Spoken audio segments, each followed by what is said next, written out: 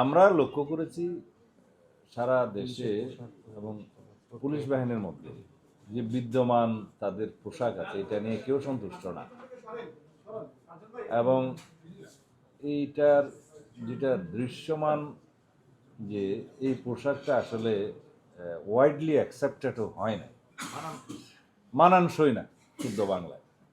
তো সেই জন্য পুলিশ বাহিনীর আবেদনের প্রেক্ষিতে আমরা বিষয়টা বিবেচনা করেছি যে এই ড্রেসটা কীভাবে হয়। তা আমরা একটা ঐতিহ্যবাহী ড্রেস যাতে দেয়া যায় তারও একটা অংশ বিবেচনা করেছি। আমরা আগের যে উপরে মানে শার্ট, যেটা কি বলবো, উপরের অংশ আগে যেটা ছিল মেট্রোর জন্য এবং সারা দেশের জন্য, সেটা আমরা বহাল রেখেছি। তবে প্যান্ট পাজামা সেটা আমরা খাকি ড্রেস দিয়েছি।